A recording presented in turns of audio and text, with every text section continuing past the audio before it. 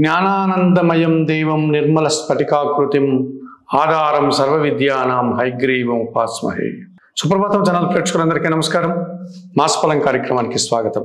2024 August మాసంలో ద్వాదశ రాశుల వారికి మాస ఫలితాలు. 2024 ఆగస్టు మాసానికి గాను కన్యా రాశి వారి యొక్క మాస ఫలితాలు. ఈ 2024 ఆగస్టు మాసంలో కన్యా రాశి వారికి అనుకూలంగా సంచరించేటువంటి గ్రహాలను కనుక పరిశీలిస్తే ఇందులో ప్రధానంగా వ్యయాధిపతి అయినటువంటి రవి భగవానుడు ఆగస్టు 16 వరకు లాభములో అనగా కర్కాటక రాశిలో సంచరిస్తాడు. అధికారుల వల్ల లాభాలని, అధికారుల యొక్క సహాయంతో అభివృద్ధిని, నూతన ఉద్యోగాలను, ఆర్థికపరమైనటువంటి బలాన్ని అందుకోగలుగుతారు. తృతీయ అష్టమాధిపతి అయినటువంటి ఈ కుజుడు ఆగస్టు మాసంలో 26వ తారీఖు తరువాత మిథున రాశిలోనికి ప్రవేశించడం వల్ల, అది దశమ భావం కావడం వల్ల ఈ కన్యా రాశి వారికి వృత్తి, ఉద్యోగ, వ్యాపారాల్లో లాభసాటి ప్రయాణాలు ఉంటాయి. భూముల వల్ల లాభాలు అందుకుంటారు. వాహనాల వల్ల సౌఖ్యాన్ని పొందగలుగుతారు.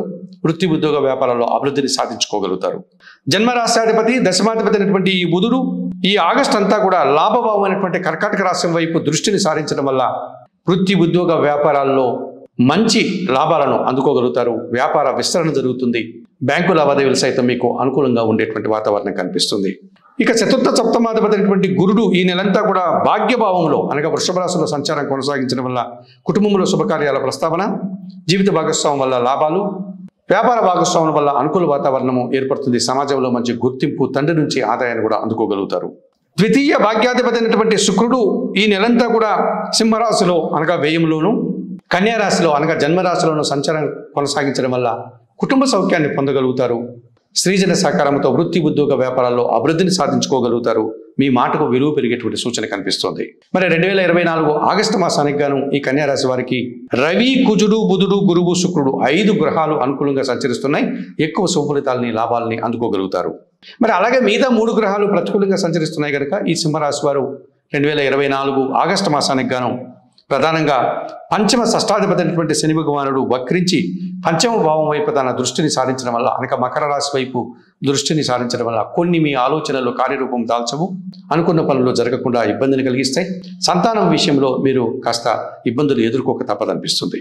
ఇక జన్మరాశిలో కన్యా రాశిలో ఎప్పటి నుంచో కేతు సంచారం కొనసాగుతుంది. చాలా విషయాలు మిమ్మల్ని నిరాశపరుస్తాయి. నిరాశ మిమ్మల్ని వెంటాడేటువంటి వాతావరణం కనిపిస్తుంది.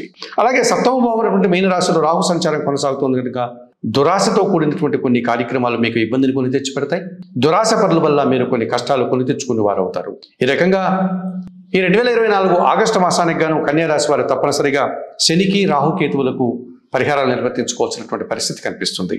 శ్రీకాళహస్తి ఆలయానికి వెళ్ళి జన్మరాశిలో కేతువు కోసం, సప్తమ భావంలో రాహు కోసం రాహుకేతు పూజలు నిర్వర్తించుకోవడం వల్ల ఈ రాహుకేతు దోషం నుంచి బయటపడేటువంటి పరిస్థితి కనిపిస్తుంది.